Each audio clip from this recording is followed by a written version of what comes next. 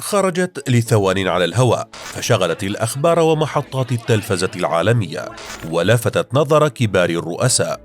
مدحها فلاديمير زيلينسكي وأمر بوتين بمعاقبتها، وعرض عليها إيمانويل ماكرون الحماية الفرنسية، وغرمتها المحكمة العليا الروسية ب30,000 روبل، بينما وصف الكرملين فعلتها بالجريمة الجنائية. فمن هي هذه المرأة؟ وكيف أشغلت العالم بثوان فقط؟ ماريا أوفسيانيكوفا، روسية شغلت العالم.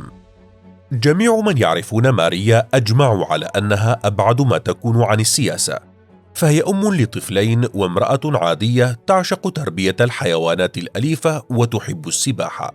لكن فجأة أصبح اسمها يتردد على نشرات الأخبار وفي خطابات الرؤساء العالميين. فلماذا كل هذه الضجة؟ ماريا أوفسيانيكوفا صحفية روسية أصبحت حديث الساعة منذ يوم 15 من مارس عام 2022، حين قطعت الصحفية بث القناة الأولى الروسية التي تعمل بها، معلنة أمام ملايين المشاهدين رفضها للحرب الروسية الأوكرانية. وقد وقفت وراء مذيعة الأخبار وهي تصرخ بصوت عال: أوقفوا الحرب لا للحرب. وحملت لافتة كتب عليها: لا تصدقوا الدعاية، إنهم يكذبون عليكم هنا، لينقطع بث الأخبار وتختفي الصحفية عن الأنظار بعدها. وقد دام اختفاؤها 15 ساعة. لم يجد لها أصدقاؤها أو محاموها أو أهلها خلالها أي أثر، وباتوا يخشون عليها في بلد يحكمه رئيس مثل بوتين، المعروف بأنه يحكم بالحديد والنار، ولا يجرؤ أحد على الوقوف في وجهه. مساندات محلية وعالمية.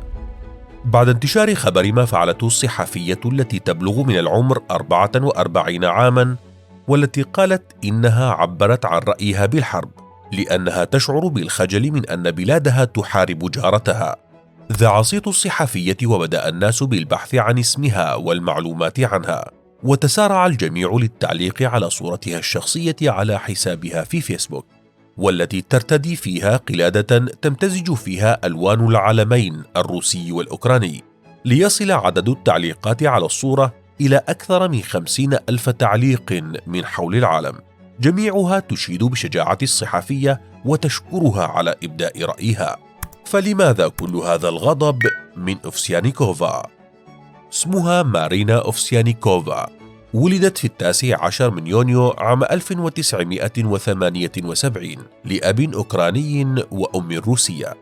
تخرجت أوفسيانيكوفا من الأكاديمية الرئاسية الروسية للاقتصاد الوطني والإدارة العامة عام 2005، لتبدأ حياتها المهنية في التلفزيون الحكومي مع قناة كوبان تيفي، وبعد عدة سنوات انتقلت للعمل في القناة الأولى، إحدى أهم القنوات التلفزيونية الروسية، والتي تمتلك متوسط عدد مشاهدات 250 مليون مشاهدة، وتنطق بما تمليه سياسة الكرملين.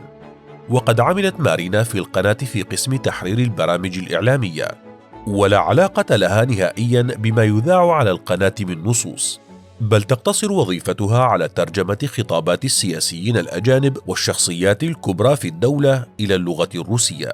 ويشهد جميع أصدقائها وزملائها أنها لم تحب السياسة يوما، ولم تدخل في نقاشات سياسية أو تتحدث في مجال السياسة، وكل اهتماماتها كانت تنصب على تربية الكلاب، إذ تربي مجموعة كبيرة من الكلاب تبرعت بجزء منها عام 2021، كما أنها لها اهتمامات بالسباحة التي خاضت فيها منافسات جماعية في شبابها. وقال زملاء لها أنهم فوجئوا بتصرفها الأخير لأنهم لم يسمعوها يوما تتكلم في أمور سياسية. وعندما احتجت الصحفية الروسية كان ذلك أثناء دوامها الرسمي.